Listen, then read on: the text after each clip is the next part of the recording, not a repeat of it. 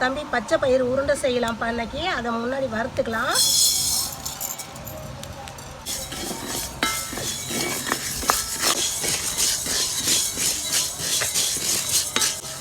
நல்லா வறுத்துட்டேன்ப்பா. இந்த அளவுக்கு வறுக்கிறோம். வறுத்ததுக்கப்புறம் இதை வேக வைக்கணும். அது ஃபஸ்ட்டு தண்ணியில் நல்லா கழுவி அலசிக்கலாம்.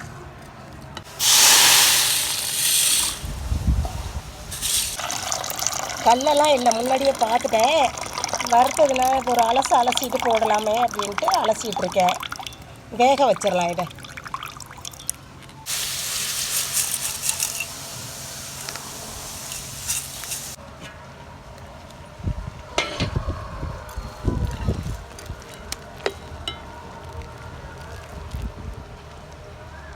வெந்துருச்சான்னு பார்க்கலாம். நல்லா வெந்துருச்சுப்பா.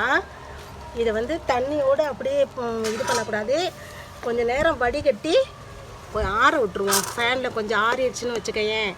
தண்ணி கொஞ்சம் தண்ணியோடு போட்டு அரைச்சோன்னு வச்சுக்கோ, சதன்னு ஆகிடும். அதனால் இந்த தண்ணியை நல்லா நிறுத்திட்டு அதுக்கப்புறம் அரைச்சிக்கலாம். முதையெல்லாம் அப்போல்லாம் ஆட்டுக்கல்லில் போட்டு ஆட்டுவோம். இப்போ எங்கே போய் மிக்சியில் வச்சு அரைச்சி உருண்டை பிடிச்சி காட்டுறேன். அப்போல்லாம் நம்ம வயலில் அம்மாச்சி எங்கள் தாத்தா வயலில் இது போடுவாங்க. போட்டிருக்கையில் இதை எடுத்து வேக வச்சு இது மாதிரி ஆட்டுக்கல்லில் போட்டு ஆட்ட சொல்லுவாங்க. நான்லாம் உட்காந்து ஆட்டுவேன். இப்போ ஆட்டிட்டு எல்லாம் போட்டு செஞ்சு உருண்டை பிடிச்சி சாமி கும்பிட்டு அதுக்கப்புறம் தான் அங்கே பக்கத்தில் இருக்கவங்க எல்லாத்துக்கும் கொடுப்பாங்க. அம்மாச்சி இதை பக்கத்து வீட்டுங்களுக்கெல்லாம் கொடுப்பாங்க.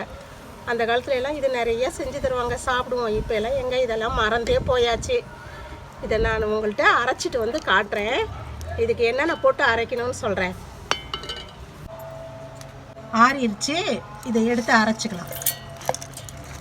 1-2 அரைக்கணும்ப்பா. ரொம்ப நைஸாக அரைக்கக்கூடாது. 1-2 அரைக்கணும்.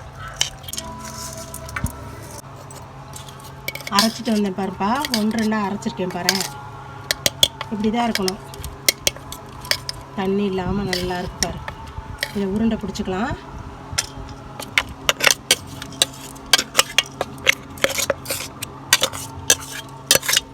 ஒரு கப்பு பயிர் எடுத்தோம்ல, அது ஒரு 3/4 கப்பு வெல்லம் போட்டுக்கலாம்.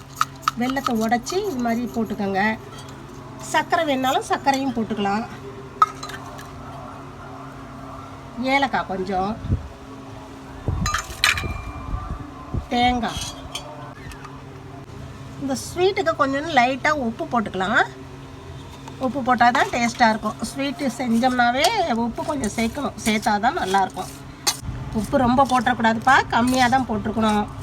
இந்த ஸ்வீட்டு கொஞ்சம் தூக்கலாக தெரியும் உப்பு போட்டால், அதனால் போடுறோம். லைட்டாக போட்டால் போதும்.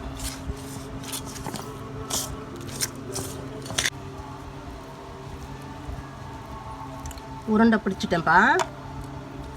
அம்மாச்சி எப்படி தெரியுமா உருண்டை பிடிப்பாங்க? நல்ல பெரிய பெரிய உருண்டை எல்லாத்துக்கும் கொடுக்கணும்ல, அதனால நல்ல பெருசாக அவங்க கை பொறுக்கிற அளவு பெரிய உருண்டையாக பிடிப்பாங்க.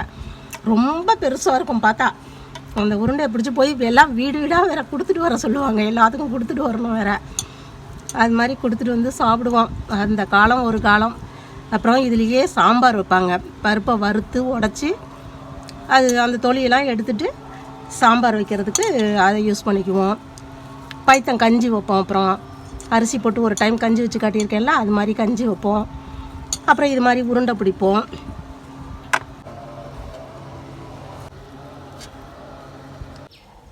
உருண்டை பிடிச்சிட்டேன்ப்பா. இனிப்பு நான் ஒரு 3/4 கப்பு போட்டிருக்கேன். நீங்கள் உங்களுக்கு தேவை எவ்வளோ இனிப்பு அதிகம் வேணுமோ அதுக்கு உள்ள இனிப்பை நீங்கள் போட்டுக்கலாம். பாசிப்பருப்பு உருண்டை ரெடி.